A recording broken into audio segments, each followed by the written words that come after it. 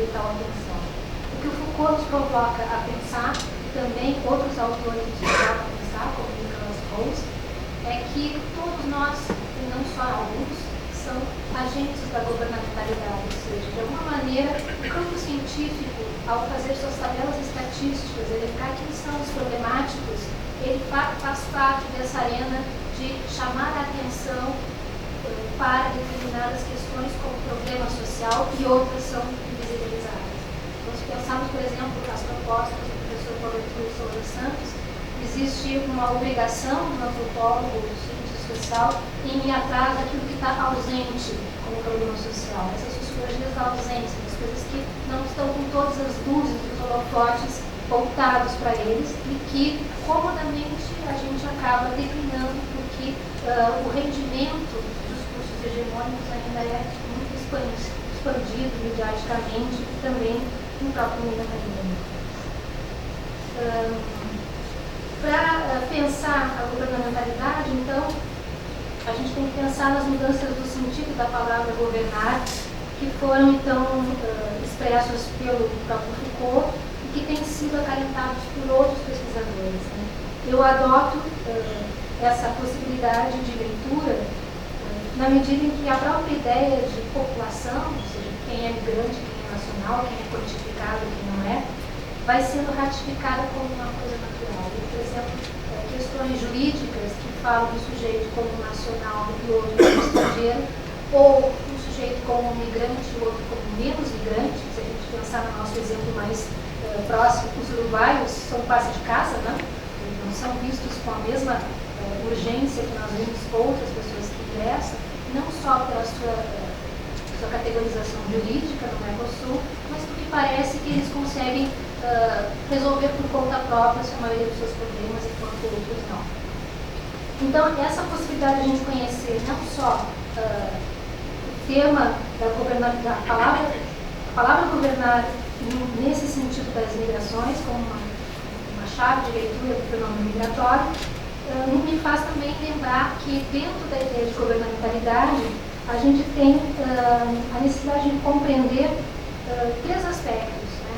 Depois eu queria elencar numa lâmina de uma maneira mais didática, que essa governamentalidade implica técnicas, tecnologias para essa arte de governar, um ambiente de debates a respeito de qual é a eficiência, os limites dessas tecnologias, um debate que é feito por vários sujeitos e atores sociais, que são o terceiro aspecto da governamentalidade, que são a gente entender que são os agentes da governamentalidade e como nós nos implicamos nisso. Então, geralmente a gente fala do terceiro setor, né, versus o Estado, versus a sociedade civil. O próprio Foucault historiciza essa invenção desses termos como termos muito puros, né, muito interessantes para a leitura e para a enunciação da sociedade. Mas, na prática, quando a gente vê a nossa própria realidade, a gente começa a se dar conta que há uma espécie de, isso aparece no campo aqui no Rio Grande do Sul, uma espécie de das cadeiras. Ora o sujeito está no governo, ora ele está no ONG, ora ele está como ativista, ora ele está na universidade como professor, então eu já não sei mais quem é quem, porque na realidade é uma comunidade de debatedores, é uma comunidade então que constitui essa arena dos debates sobre governamentalidade, especialmente das imigrações.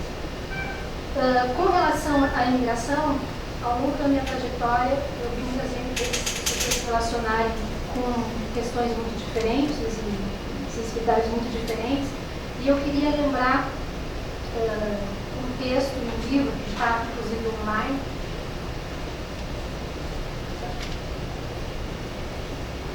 agora foi lá para baixo, que é o professor Abdelmalek Sayad.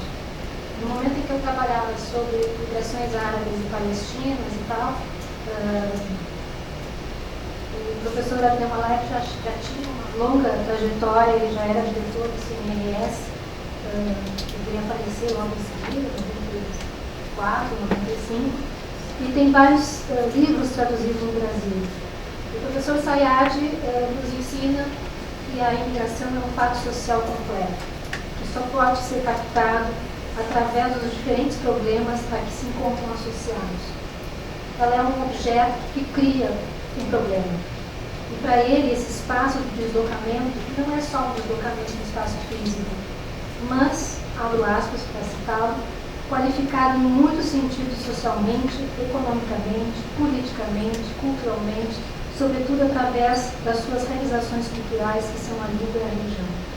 Então, Sayad é um dos primeiros pesquisadores que diz que esse não é um tema só de antropólogos, esse não é um tema só de economistas, e esse é um tema que nos implica a pensar também na nossa matriz disciplinar as maneiras como nós estamos nos apropriando desse tema.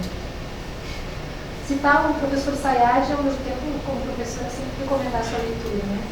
E dali eu aprendi que, para perceber a imigração, é interessante pensá-la como uma questão de ordem pública e de necessidade da vida prática. Eu, como antropóloga, não poderia só me relacionar com as migrantes, indagando sobre por que você está aqui, você está gostando de Porto Alegre? Como você organizou a sua vida, como quem suspeita que outros virão, que isso não é bom? Ou seja, eu deveria, nesse caso, entender as necessidades da vida prática, ou seja, como é que essas pessoas conseguem fazer essa mudança tão radical? Qual é o impacto da imigração na vida dela e das pessoas a quais ela estava vinculando? Então, essas necessidades da vida prática acabam reconduzindo o tema não só para uma leitura a partir de um mercado de trabalho, ou vendo os imigrantes como benefícios para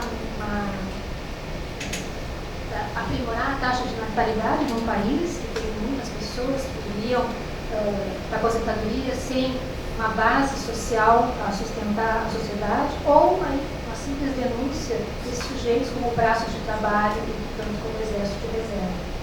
Nessa breve introdução do livro, Sayad chama a atenção para os discursos apaixonados pela imigração, porque eles revelam menos as alteridades que a gente vai encontrar e mais as identidades do eu. E ele vai nos recomendar pensar seriamente, eu abro aspas para citá-los. Essa é uma das funções essenciais do discurso da imigração. Fala-se objetivamente de si quando se fala dos outros. E, portanto, ele transita em várias escalas do investimento analítico. Eu deixo esse texto, afinal de contas, porque ele sempre me implicou na maneira de trabalhar os imigrantes diretamente na interlocução em campo.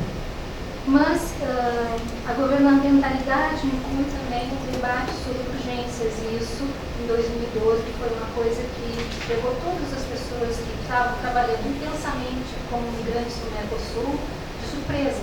Ou seja, havia que pensar que existia um segmento de migrantes que era hipervisibilizado e que, portanto, havia que se conhecer quem são essas pessoas.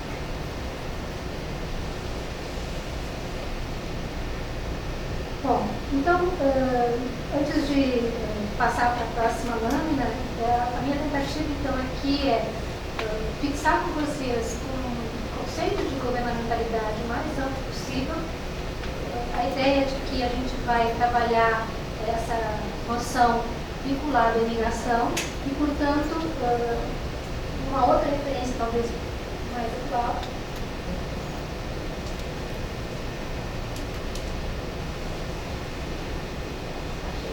É o Nicholas Rose, que está na internet, online, esse texto especificamente de 2015.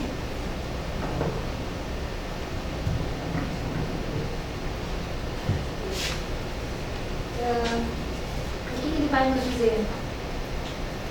Então, começamos, através da governamentalidade, a tentar analisar essa multiplicidade de práticas para a condução da conduta. Ou seja, não basta mais identificar onde estão as pessoas, mas como elas se conduzem em determinados espaços e se elas estão se conduzindo de que maneira naquele espaço social.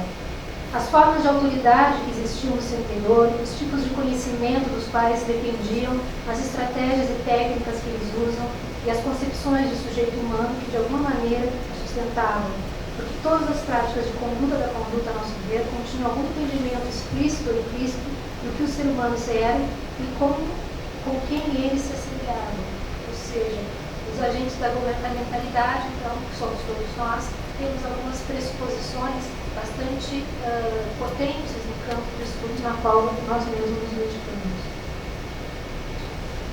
E, portanto, ao conectar essas preocupações das tecnologias da governamentalidade aos migrantes, eu elenquei aqui 3 aspectos que são importantes e que, de fato, organizam muito mais o livro que eu estava finalizando do que o trabalho sobre as haitianas que eu vou apresentar. Uma observação sobre as técnicas de controle, leis, documentos, as possibilidades de codificações, os registros de existência e o acesso às suas materialidades, que fazem com que a gente possa ter uma legibilidade da população e, portanto, discernir quem são os migrantes, quem são os nacionais, quem são os urgentes, quem são os não tão urgentes. Nesse primeiro ponto, eu tenho trabalhado com a invenção do passaporte, tal qual ela é anunciada por John Thorpe, um trabalho de 2002, mostrando que a circulação internacional do passaporte não são exatamente aquilo que nós vivenciamos como uma passagem para o mundo, não? E sim um mecanismo de controle de circulação de pessoas, que substitui só os condutos, as cartas de apresentação, impérios, e esse aprimoramento e essa internacionalização dos passaportes é uma das técnicas de controle que se associam a leis, a um aparato jurídico administrativo e as possibilidades de quantificação também dos censos, na qual, por exemplo, a gente acredita piamente, mas que já existem vários trabalhos a respeito de censo e identidade, um livro bem importante da Melissa Kersler, a respeito das formas de categorização que a ciência utiliza em determinados momentos como forma de leitura da sociedade, muitas vezes criando aí sujeitos minoritários, e nacionais de uma maneira bastante jurídica. Essas questões também envolvem a ideia de que muitas vezes as pessoas acham que os passaportes se aprimoram, vocês já devem ter visto lotes de passaportes que são chamados, que estão verificados, ou passaportes agora que a tecnologia chama para um passaporte com validade de 10 anos e não mais 4 anos. E isso tudo aparece como um aprimoramento, a crença de que a tecnologia constantemente se aprimora e deixamos de perceber o quanto ela vai reduzindo obsolências. Ou seja, há sujeitos obsoletos, há documentos e técnicas obsoletas. E prefiro trabalhar com a ideia de usos e metamorfose dos papéis do que me alinhar à ideia de que há um aprimoramento próprio da tecnologia. Ou seja, o modo como esses instrumentos são disseminados, negociados, há uma literatura bem interessante sobre essas tecnologias que mostra que há uma negociação que está produzindo também o avanço de fronteiras dessas técnicas de controle. No caso, pesquisadores que trabalham em outros contextos, como na Rússia, é um divulgativo bastante interessante que eu tenho cuidado. Então, lidar com as tecnologias de governamentalidade para os migrantes também é pensar em todas essas coisas que interpelam o migrante na sua vida jurídico-administrativa num novo local. Portanto, já estou jogando no espaço uma ideia que é muito banalizada, que é a ideia de integração e adaptação do migrante. Estou vendo o quanto esse aparato jurídico-administrativo brasileiro ou do Estado Nacional, ele joga, ele também exige do migrante uma certa expertise para ele poder se realocar ou se inserir, não só no mercado de trabalho, mas na vida cotidiana, num lugar específico. E o terceiro aspecto, que são os agentes da governamentalidade. Eu tive que me pensar muito nesses 7 meses de afastamento de uma rede muito intensa de trocas entre ativistas, a qual eu me coloquei como parceira do Fórum Permanente da Mobilidade Humana, e comecei a me dar conta que esse tal terceiro setor, que interpela as políticas do Estado, na realidade não é um terceiro setor definido por um CNPJ, alguma coisa desse nível, mas por uma rede de interlocutores muito intensa e que interatuam, atuam mediante o inesperado, estabelecem algumas ênfases, se apropriam de discursos hegemônicos dos direitos humanos, na sua luta por fixar corresponsabilidades entre o que é do poder público e o que é da competência da sociedade civil organizada ou mesmo das universidades. Então, olhar os agentes da governamentalidade também tem a ver com uma outra possibilidade de pensar o terceiro setor. Geralmente eu vejo as pessoas culpando o terceiro setor ou delegando ao terceiro setor a sociedade civil determinadas competências, mas é esse jogo mesmo que é interessante observar, que faz atenção e muitas vezes reconfigura os passos das políticas migratórias no Brasil. E aí, só para dar um exemplo sobre a interferência dessa codificação, eu vou começar como um antropólogo, contando uma historieta. Vai, voltando a uma espécie de historieta que parece que os antropólogos são condenados a fazer, de um capítulo mais recente. Em junho de 2015, quando eu já estava fazendo as malas, através do perfil do Facebook, o secretário da Justiça e Direitos Humanos do Ministério da Justiça, o Paulo Abraão, divulgava que no perfil dele, que nos 3 últimos anos o Brasil regularizou 8 mil refugiados de 81 nações e recebeu 12 mil solicitações de refúgio no ano de 2014. Antes de 2011, havia somente 4.392 solicitações de refúgio dirigidas ao